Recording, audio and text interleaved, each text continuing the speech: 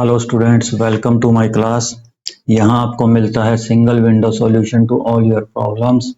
यहाँ हम आपके कॉन्सेप्ट क्लियर कराएंगे, आपको प्रॉब्लम के सॉल्यूशन कराएंगे और क्लास के लास्ट में आपको एक पीडीएफ वीडियो दिखाई जाएगी जिसे पॉज करके आप अपनी बची हुई किसी भी प्रॉब्लम को सॉल्यूशन देख सकते हैं। तो स्टूडेंट्स, शुरू करते हैं इस ब्यूटीफुल से थॉट से। Today is your opportunity to build the tomorrow you want. अब देखिए स्टूडेंट्स, हम सब लोग कैसे बात करते हैं कि मैं ये बनूंगा, मैं वो बनूंगा, मैं ये बनूंगा, यानी कि बनूंगा मतलब कि हम फ्यूचर की बात करते हैं। तो स्टूडेंट्स, वो जो फ्यूचर हम बनाना चाहते हैं उसको बिल्ड करने के लिए जो अपॉर्चुनिटी है वो आज हमारे पास है। अगर आज हम मेहनत करेंगे तब भी जो हम फ्यूचर में पाना चाहते हैं उसको पा सकेंगे। तो चलते हैं अपनी क्लास की तरफ। तो स्टूडेंट्स, आज हमारे पास है 11th class mathematics chapter 8 sequences and series according to new syllabus. तो स्टूडेंट्स, ये हमारे पास यहाँ पे 8.1 और 8.2 एक्सरसाइज है। 8.1 थोड़ी सी छोटी एक्सरसाइज है, तो इसलिए हम यहाँ पे 8.1 के साथ थोड़ा 8.2 के बेसिक्स भी सीख लेंगे, ताकि उस जो थोड़ी लेंथी एक्सरसाइज है 8.2 वो हमारे पास उसकी लेंथ हम थोड़ी कम कर सकें। तो देखिए students, sequences and series. A sequence is an arrangement of objects or a set of numbers in a particular order followed by some rule or theoretical scheme। देखिए, अरेंजमेंट ऑफ ऑब्जेक्ट्स और numbers, ठीक है ना। मान लीजिए जैसे हमने लिखा है 1 2 3 4 5, ये हमने कुछ नंबर को अरेंज कर दिया है जो कि किसी पर्टिकुलर रूल या किसी थ्योरेटिकल स्कीम को फॉलो करें। अब देखिए ये क्या पर्टिकुलर रूल को फॉलो कर रहा है ना, 1 2 3 4, यानी कि एक एक नंबर बढ़ता जा रहा है, ठीक है ना। तो इसका अगर हम nth टर्म लिखना चाहें तो n आ जाएगी, राइट। अगर हम देखें कि इसकी nth टर्म क्या होगी तो n आ जाएगी, क्योंकि n प्लेस पे n आ जाएगा, राइट। ऐसे ही देखिए जैसे ये है 3 3.3 3.33 3.333। तो अब देखिए जब अगर हम nth टर्म यहाँ पे लिखना चाहें तो देखिए ये चली जाएगी 3 3 3 ऑन अप टू 3। मतलब कि अब देखिए जब हमारे पास पहली टर्म थी यहाँ पे, इसमें कोई 3 नहीं था, 0 3 था। इसमें सेकंड टर्म में एक 3 है, तो जो nth टर्म है उसमें n-1 3 हो जाएंगे, n-1 3 हो जाएंगे, यानी इसकी nth टर्म हो जाएगी ये, राइट। बन गया ना एक रूल, सम रूल। इसके बाद देखिए 2 3 5 7। अब देखिए ये क्या है, ये है हमारे पास set of primes, prime numbers हमने यहाँ पे लिखे हैं। इसकी nth टर्म को हम ऐसे नहीं लिख सकते जैसे हमने ये 2 लिखी हैं, ठीक है ना। इसकी nth टर्म को हम ऐसे लिख सकते हैं nth प्राइम नंबर, ठीक है ना, nth प्राइम नंबर। तो ये है थ्योरेटिकल स्कीम, इसको बोलते हैं थ्योरेटिकल स्कीम। ये जो हमने 2 लिखे हैं पहले वाले, ये तो है सम रूल, इनके लिए तो हमने कोई रूल स्पेसिफाई कर दिया, और इसके लिए हम कुछ रूल नहीं लिख सकते nth टर्म के लिए, क्योंकि हमें नहीं पता nth प्राइम क्या होगा। तो ये हमारे पास क्या आ जाएगा, थ्योरेटिकल स्कीम, राइट। तो इस तरह का अरेंजमेंट अगर हम उसके लिए कोई रूल स्पेसिफाई कर दें तो उसको हम कहते हैं सीक्वेंस, राइट।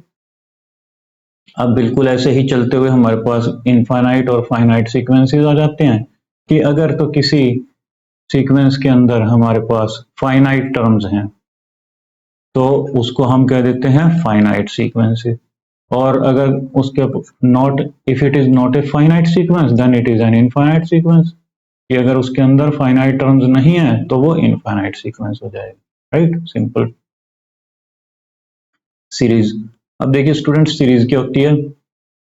मान लीजिए ये कोई सीक्वेंस है A1 A2 A3 AN, suppose ये कोई फाइनाइट सीक्वेंस है। तो अगर हम इस सीक्वेंस के बीच में इसकी टर्म्स को प्लस से, जो बीच में है, अगर प्लस से हम इसको जो है ऐड कर दें तो ये इसको हम कहते हैं series associated with the given sequence, right. अगर हम इन सबको ऐसे ऐड कर दें तो ये हमारे पास इस सीक्वेंस की सीरीज बन जाती है। अब नेक्स्ट देखिए type of sequences. Type of sequences में देखिए क्या क्या होते हैं हमारे पास। एक तो होता है अर्थमेटिकल सीक्वेंस या प्रोग्रेशन भी बोलते हैं इसको, ज्योमेट्रिक सीक्वेंसेस या प्रोग्रेशन, हार्मोनिक सीक्वेंसेस या प्रोग्रेशन, फिबोनाची नंबर्स। तो ये कुछ सीक्वेंसेस के टाइप हैं। देखिए अर्थमेटिक सीक्वेंसेस ये हमने 10th क्लास में पढ़े हुए हैं। क्या होते थे उसमें, एक फर्स्ट टर्म होती थी, एक कॉमन डिफरेंस होता था, ठीक है ना। जैसे हम लिखते थे 2 4 6 8 10 ऐसे लिखते थे। इसमें एक फर्स्ट टर्म होती थी 2 और कॉमन डिफरेंस होता था, मतलब के किसी भी टर्म को उसके पहले वाली टर्म से सब्ट्रैक्ट कर देते थे तो हमारे पास एक ही नंबर आता था सेम। 6 - 4 2, 4 - 2 2, 8 - 6 2, ठीक है ना। सेम नंबर आना चाहिए किसी भी टर्म को उसके पहली वाली में से डिफरेंस करके, तो उसको हम कहते थे कॉमन डिफरेंस, राइट। इसकी जो हमारे पास nth टर्म क्या होती थी, a + n - 1 × d। nth या जनरल टर्म भी बोलते हैं इसको, ठीक है ना। या तो nth टर्म बोलते हैं या जनरल टर्म भी बोल देते हैं इसको। ज्योमेट्रिकल सीक्वेंस, ये देखिए ये अब हम सीखेंगे इसको इस चैप्टर के अंदर। ज्योमेट्रिकल सीक्वेंस क्या होता है, हार्मोनिक सीक्वेंसेस, फिबोनाची नंबर्स। तो यहाँ पे अर्थमेटिक सीक्वेंसेस ये हमें ऑलरेडी मालूम है 10th क्लास से, और एक ज्योमेट्रिक सीक्वेंसेस आता है। ज्योमेट्रिक सीक्वेंस हम इस चैप्टर में देखेंगे क्या होता है। बाकी ये दो हमारे पास कंसर्न नहीं है 11th क्लास में, हार्मोनिक सीक्वेंस और फिबोनाची नंबर्स। ये जो है थोड़े बहुत हमारे पास फिबोनाची नंबर का एक एग्जांपल आएगा बस, बाकी ज़्यादा ये हमारे पास नहीं आएगा। अर्थमेटिक प्रोग्रेशन, अब देखिए पहले नंबर पे है अर्थमेटिक प्रोग्रेशन। ये अभी हमने देख ही लिया है कि इसमें हमारे पास क्या होता था, एक फर्स्ट टर्म होती थी 2 4 6 8 10 लाइक दिस। एक कॉमन डिफरेंस होता था, इसकी nth टर्म या जनरल टर्म ये होती थी, और सम ऑफ n टर्म्स हमारे पास जो है उसका ये होता था n/2 2a + n - 1 × d या n/2 × a + l, right. l is the last term, a is the first term और l is the last term. तो ये हमने 10th क्लास का ये हमारे पास जो है रिकैप था थोड़ा सा अर्थमेटिक सीक्वेंसेस का। इसके बाद देखिए ज्योमेट्रिक प्रोग्रेशन। ये ज्योमेट्रिक प्रोग्रेशन ये है 8.2 का टॉपिक है हमारे पास। तो 8.1 क्योंकि हमारे पास बहुत हल्की सी एक्सरसाइज है इसलिए हम इसको यहीं पे कवर कर लेते हैं। ज्योमेट्रिक प्रोग्रेशन, देखिए ज्योमेट्रिक प्रोग्रेशन क्या होती है। ए जीपी या geometric progression is a sequence of non zero numbers. Sequence पता है हमें of non zero numbers, non zero numbers भी पता है, in which the ratio between two consecutive terms remain the same. ये रेशियो मतलब क्या है, देखिए जैसे हमने लिखा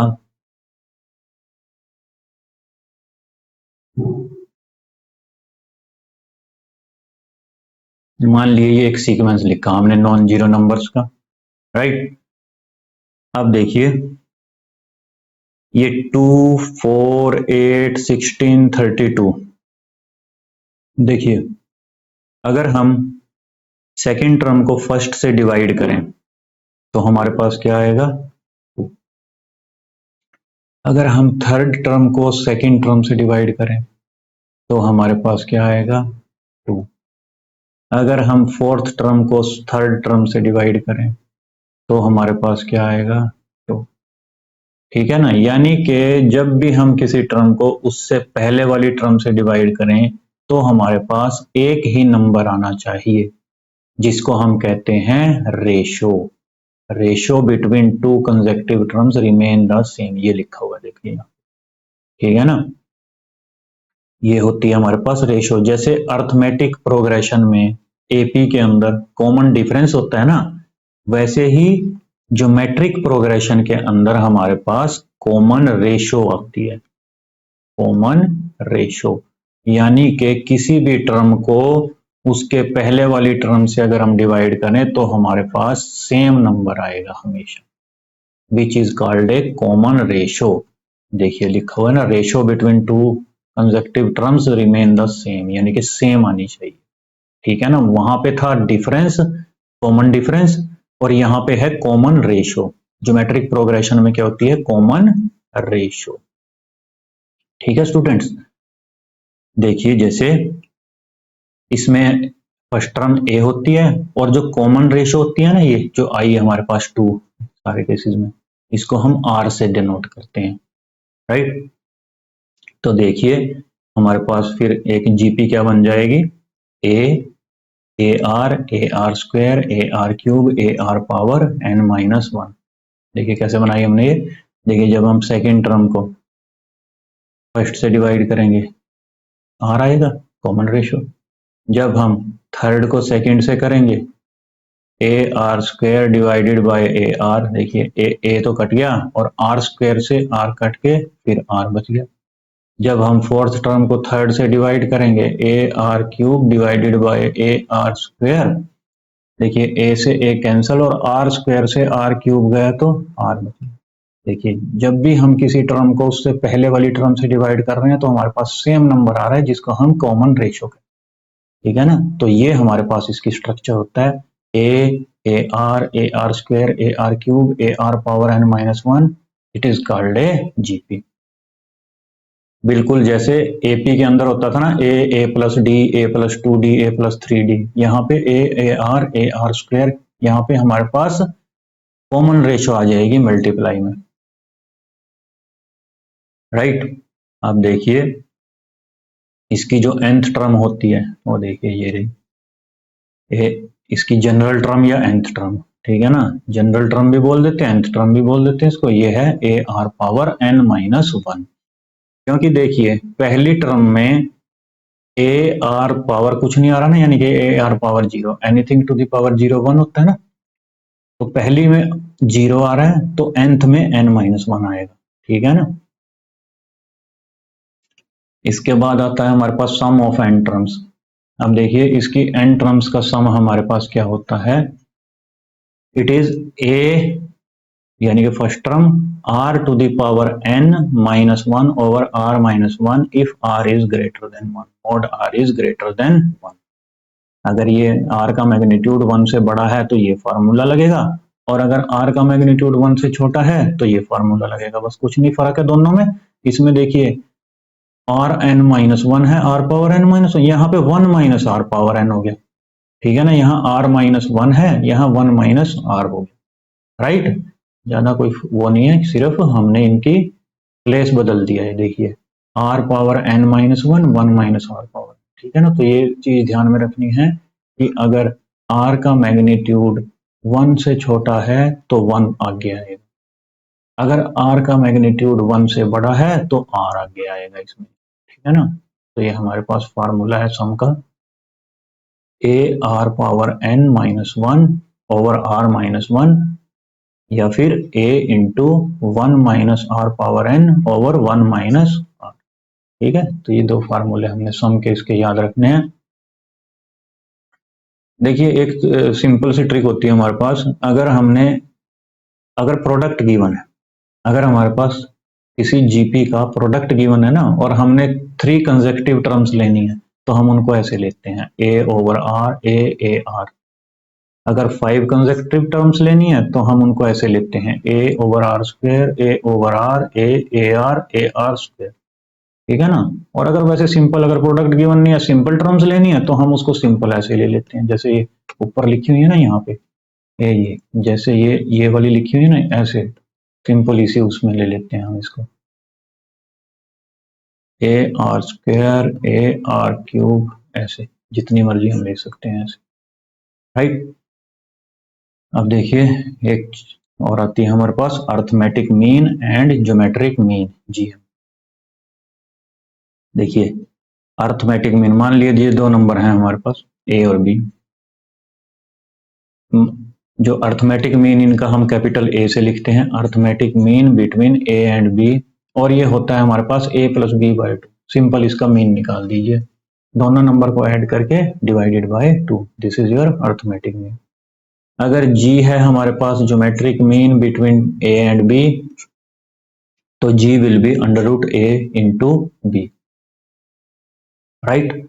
ये अर्थमेटिक मीन, ये ज्योमेट्रिक मीन, और ये अर्थमेटिक मीन हमेशा ज्योमेट्रिक मीन से ग्रेटर देन या इक्वल होता है, ठीक है ना। It is always greater than और equal to, arithmetic mean is always greater than और equal to geometric mean.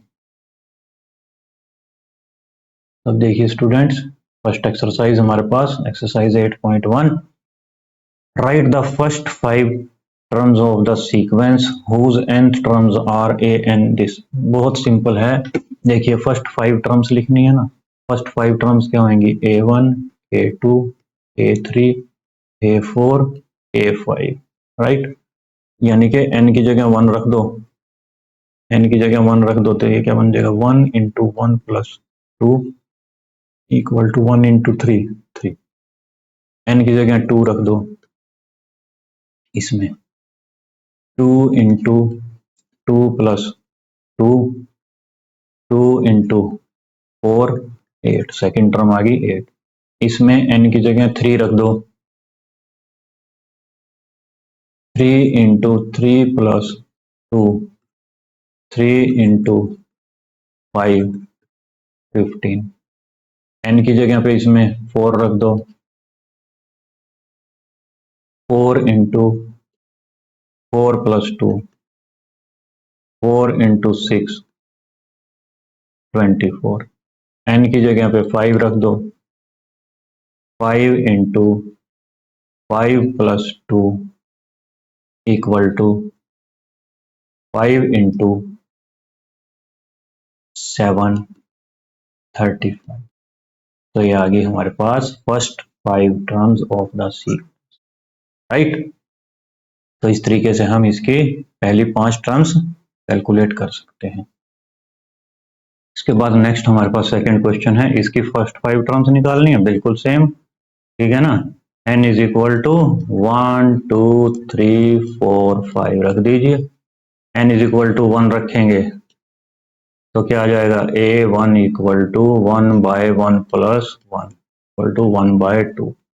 n equal to 2 रखेंगे तो आ जाएगा हमारे पास a2 is equal to 2 by 2 plus 1 equal to 2 by 3।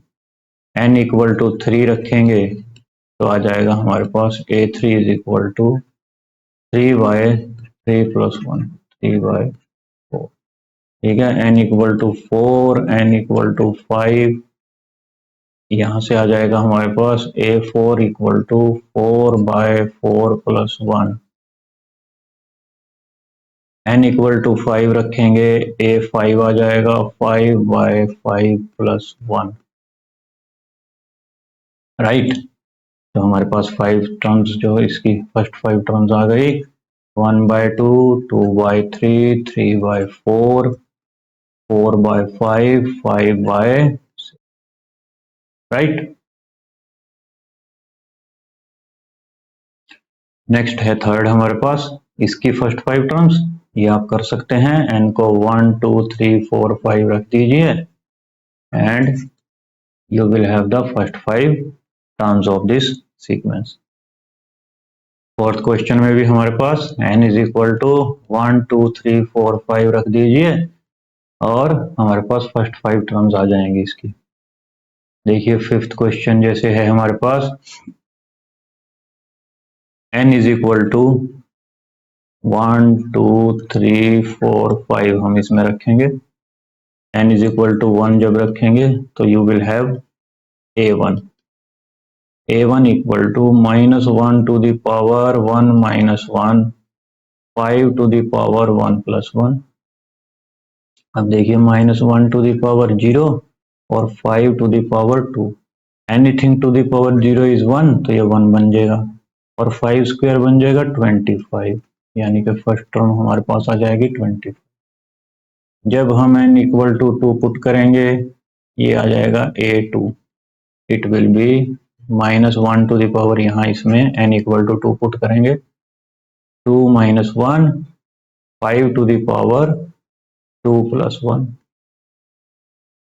अब देखिए ये क्या हमारे पास बनेगा, -1 टू द पावर 1, 2 - 1 1 और 5 to the power 3, 5 to the power 3, तो ये आ जाएगा -1 टू द पावर 1 - 1 और 5 टू द पावर 3 125, ये आ जाएगा हमारे पास -125, राइट।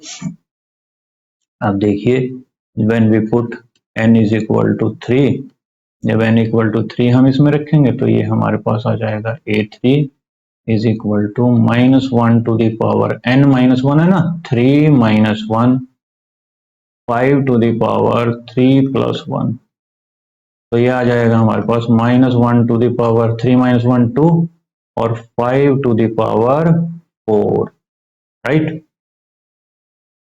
अब देखिए ये हमारे पास आ जाएगा -1 स्क्वायर होता है 1 और 5 टू द पावर 4 625,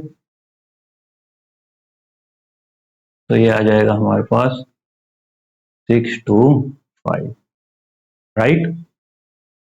और जब हम इसको 4 पुट करेंगे n इज इक्वल टू 4, तो हमारे पास बन जाएगा ये a4 is equal to -1 to the power 4 - 1 5 to the power 4 + 1।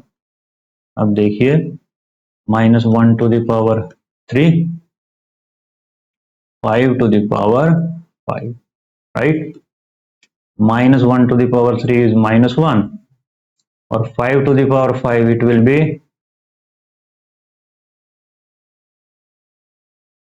3125, right. तो ये हमारे पास आ जाएगा -3125, ओके।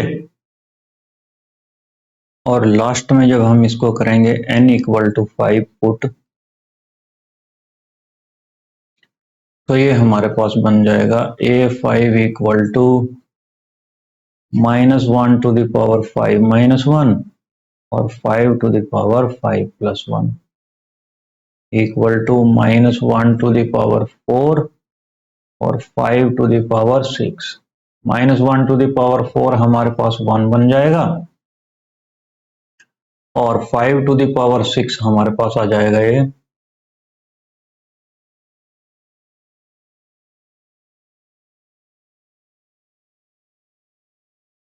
15,625। तो ये हमने निकाल the first 5 terms of the given sequence, ठीक है, ये आ गई। इसके बाद नेक्स्ट हमारे पास है 6th क्वेश्चन। देखिए इसमें भी हमने यही करना है, फर्स्ट 5 टर्म्स निकालनी है, n इक्वल टू 1 2 3 4 5 पुट करके।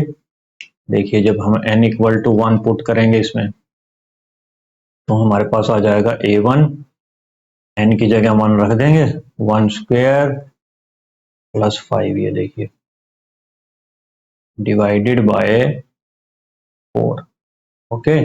देखिए 1 स्क्वायर बन जाएगा 1, 1 + 5 6 डिवाइडेड बाय 4, तो ये हमारे पास आ जाएगा 3/2। जब हम यहाँ n इक्वल टू 2 पुट करेंगे तो ये हमारे पास आ जाएगा a2। देखिए इसमें n इक्वल टू 2 पुट कर देंगे जहां जहां n आ रहा है। देखिए n की जगह 2, ये n स्क्वायर की जगह 2 स्क्वायर आ जाएगा प्लस 5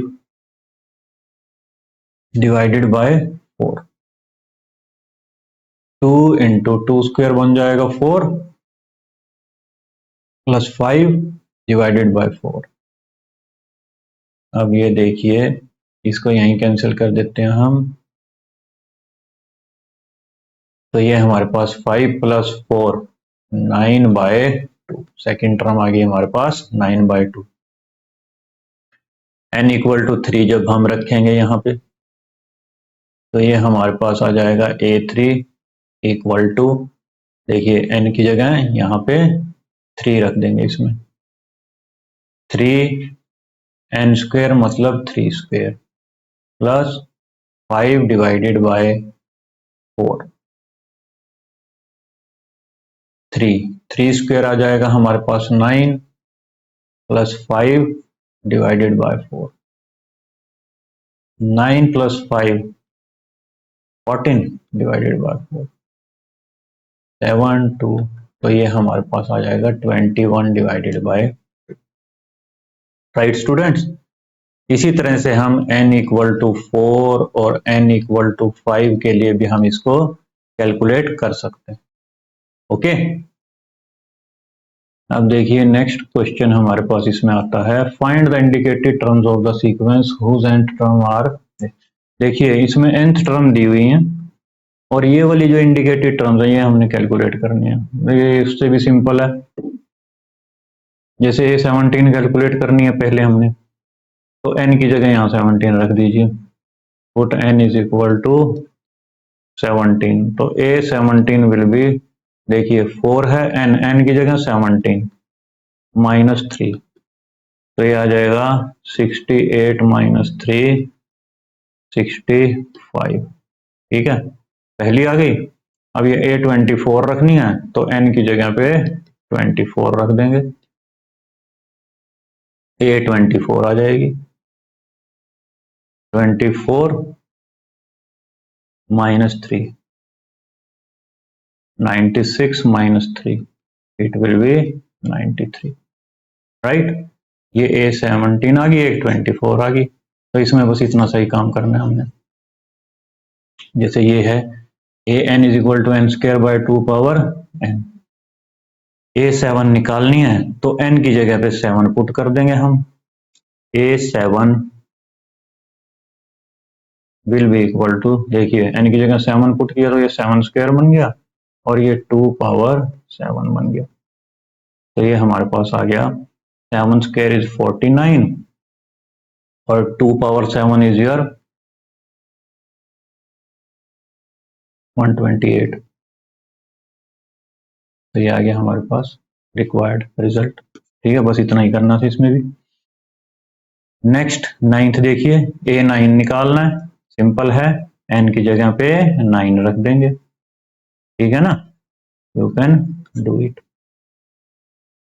A20 निकालना है, n की जगह पे 20 रख देंगे, कोई प्रॉब्लम नहीं है इसमें। Right the first 5 terms of the sequence and obtain the corresponding series. देखिए सीरीज निकालने में भी कोई दिक्कत नहीं है, सीक्वेंस निकाल के बीच में उसके प्लस प्लस लगा देंगे। अब देखिए फर्स्ट 5 टर्म्स निकालनी है, ये रूल दिया हुआ है, एक तो पहली टर्म दी हुई है और ये रूल दिया हुआ है n ग्रेटर देन 1 के लिए। अब n ग्रेटर देन 1 है तो यानी कि हम 2 से शुरू करेंगे इसको, यहाँ लिखा हुआ है ना n ग्रेटर देन 1, ये तो इसको हम 2 से शुरू करेंगे, यहाँ इसके अंदर n इक्वल टू 2 रखेंगे, n इक्वल टू 2 जब यहाँ रखेंगे देखिए ये बन जाएगा A2 equal to 3 into a, n है ना n minus 1, n minus 1, n minus 1 यानी कि 2 माइनस 1 प्लस 2, ये बन जाएगा देखिए 3 A2 माइनस 1 A1 प्लस 2 3। अब देखिए A1, ये A1 है ना, A1 कितनी दी हुई है हमें 3, ये 3 दी हुई है ना, तो यहाँ इसकी जगह हम रख देंगे 3 प्लस 2, तो ये आ जाएगा 9 plus 2 equal to 11। First term आ गई हमारी 3 और सेकंड टर्म आ गई हमारी 11, ठीक है। अब देखिए कितनी फर्स्ट 5 टर्म्स निकालनी है ना, वैसे ही करते चले जाएंगे, n को 3 पुट कर देंगे अब की बार, n को जब 3 रखेंगे यहाँ पे इसके अंदर, ये जो इक्वेशन यहाँ दी हुई है ना an, इसमें n को हम 3 रख देंगे, तो जैसे ही हम इसमें 3 रखेंगे यहाँ पे इसमें, तो ये बन जाएगा A3 इक्वल टू 3 इंटू, देखिए ये 3 माइनस 1 2, 3 माइनस 1 क्या बन जाएगा A2 प्लस 2 इक्वल टू, अब देखिए A2 कितना आया था हमारा पिछले इसमें 11, ये 11 आया था ना पिछले में, तो यहाँ पे हम इसको A2 की जगह रख देंगे 11 प्लस 2, 33 प्लस 2 इक्वल टू 35। देखिए हम पीछे वाली टर्म्स निकालते जा रहे हैं और उनको आगे वाली में यूज करते जा रहे हैं, ठीक है ना। तो यानी कि वो रीअकर होती जा रही हैं पीछे वाली टर्म्स। n इक्वल टू 4 रखेंगे इसके अंदर, यहाँ पे इसके अंदर यहाँ, ठीक है। तो ये हमारे पास बन जाएगा, देखिए A4 ये वाला 3 इंटू ये देखिए an-1 यानी 4-1, 4-1 यानी 3, A3 बन जाएगा ये प्लस 2। तो ये देखिए अब हमारे पास ये पीछे से A3 35 आया था ना, तो यहाँ हम इसको 35 कर देंगे प्लस 2। तो ये हमारे पास आ जाएगा 105 प्लस 2 107, राइट। और लास्ट में हम इसको पुट करेंगे n इक्वल टू 5। अब देखिए जब हम n इक्वल टू 5 यहाँ पे इसमें पुट करेंगे तो ये हमारे पास आ जाएगा A5 is equal to 3 into, ये देखिए यहाँ n-1 है ना, यानी कि 5-1, 5-1 4 प्लस 2। अब देखिए A4 हमने यहाँ कैलकुलेट किया था 107, तो यहाँ उसकी वैल्यू यहाँ पे हम 107 रख देंगे प्लस 2। अब ये हमारे पास बन जाएगा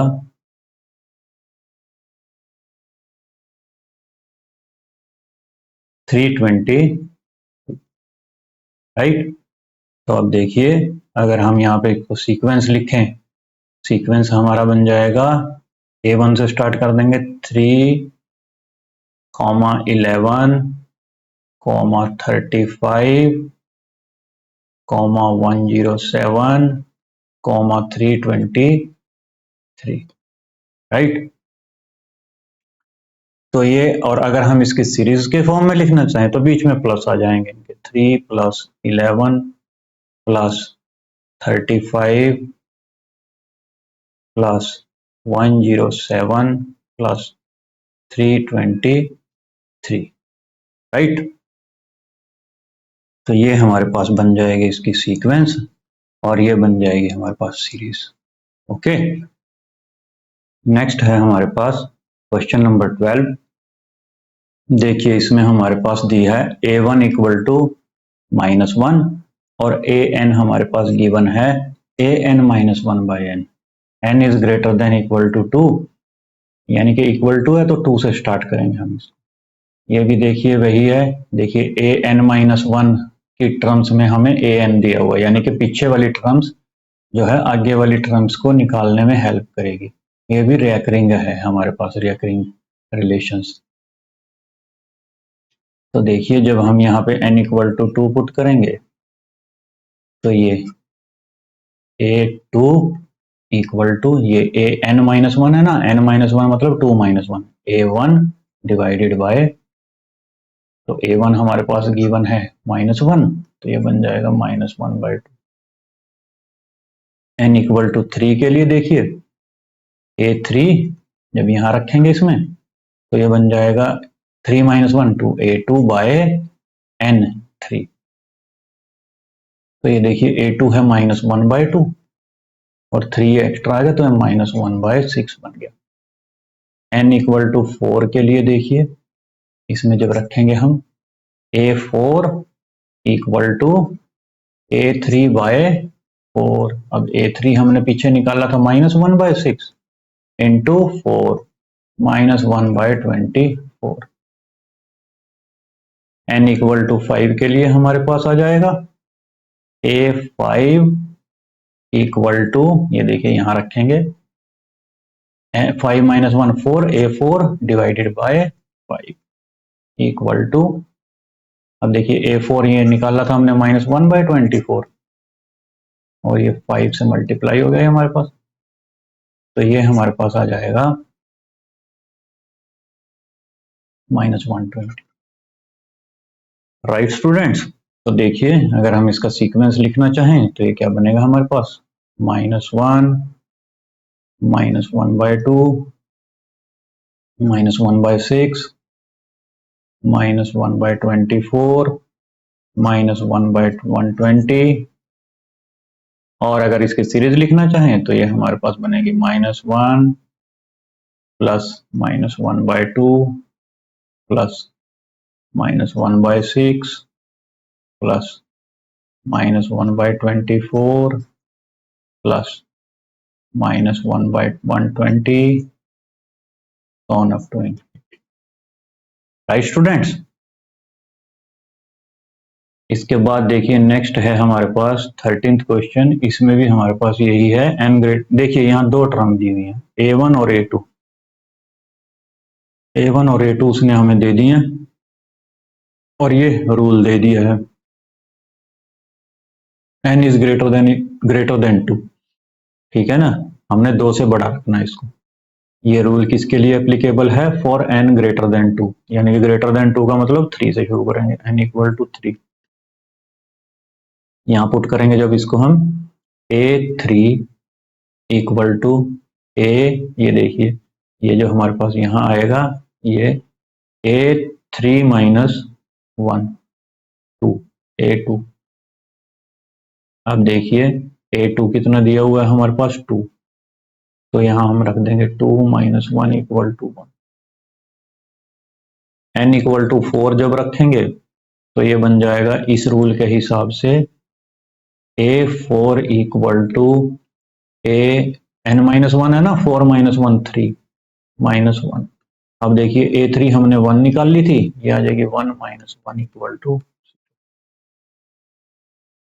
n इक्वल टू 5 रखेंगे जब A5, यहाँ पे जब n इक्वल टू 5 रखेंगे तो देखिए A5 और 5 माइनस 1, ये 5 माइनस 1 इज 4, A4 माइनस 1। अब देखिए A4 क्या आई थी 0, तो 0 माइनस 1 इक्वल टू 1, राइट। तो ये देखिए हमारे पास क्या बन जाएगा ये सीक्वेंस। फर्स्ट टर्म 2 दी हुई है, सेकेंड टर्म भी 2 दी हुई है, थर्ड टर्म हमने 1 निकाल ली, फोर्थ टर्म 0 निकाल ली और फिफ्थ टर्म माइनस 1 निकाल ली। तो ऐसे हम इसको, और जो कोरस्पॉन्डिंग सीरीज बनेगी अगर पूछी है उसने तो ये हमारे पास बन जाएगी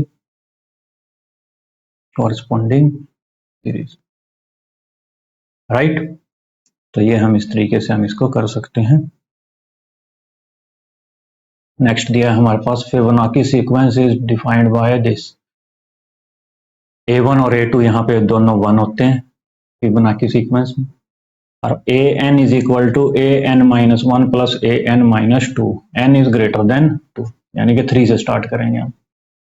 तो find an plus 1 over an for n equal to 1 2 3 4 5, ये निकालना है हमने। देखिए an प्लस 1 ओवर an निकालना है हमने यहाँ से।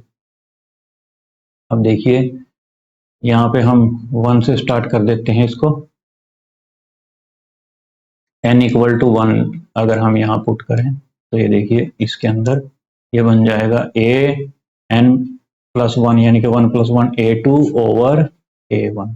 ठीक है ना, ये वाली जो टर्म है हमारे पास ये बन जाएगी A2 ओवर A1 जब हम n को 1 पुट करेंगे। ठीक है ना, यहाँ ये दिया हुआ है उसने।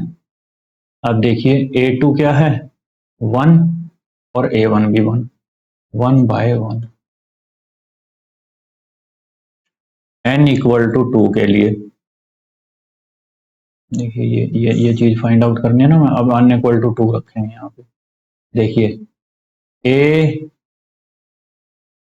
n plus 1 2 plus 1 2 plus 1 is 3 over A2।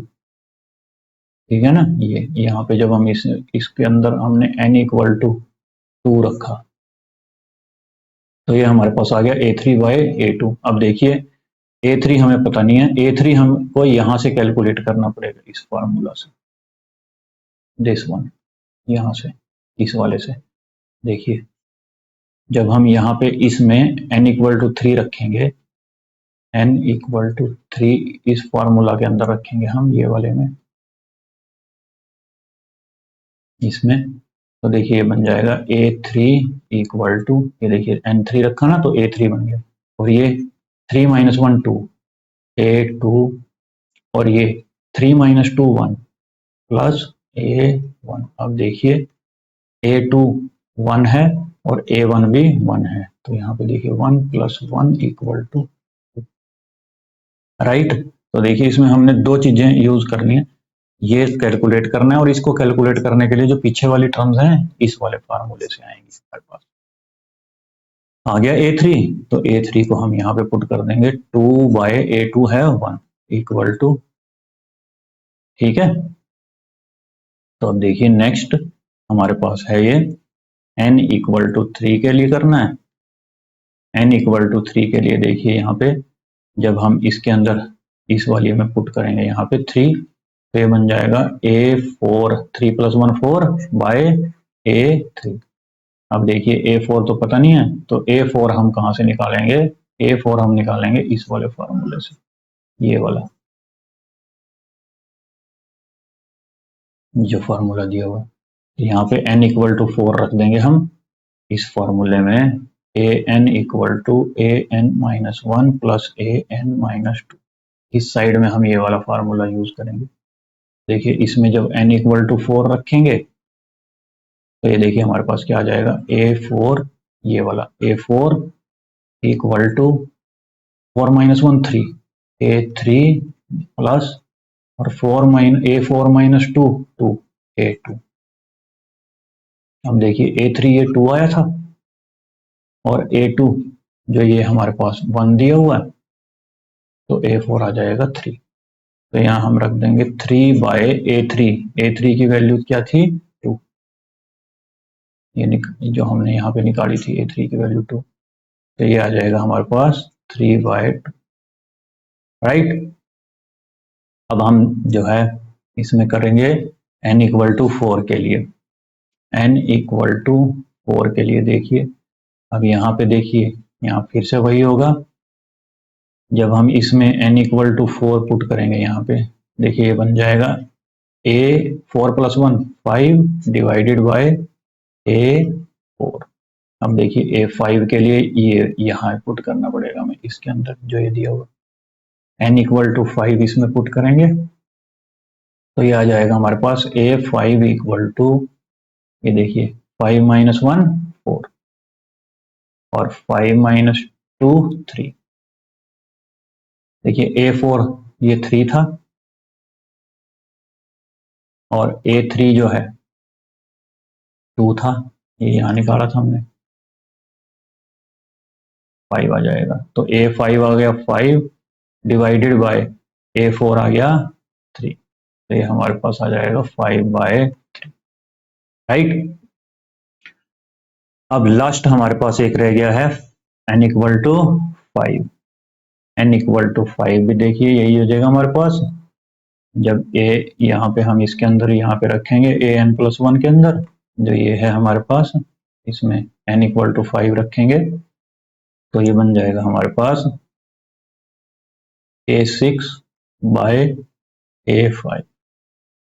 अब देखिए A6 के लिए हमें क्या करना पड़ेगा, हमें इसको यूटिलाइज करना पड़ेगा A6 निकालने के लिए, क्योंकि A6 हमें पता नहीं है ना, और फार्मूला हमें दिया हुआ है ये, यहाँ पे हम n = 6 रख देंगे तो ये आ जाएगा A6 और ये 6 - 1 5, उसके बाद ये लास्ट में ये 6 - 2 4, A4, राइट। तो ये हमारे पास है।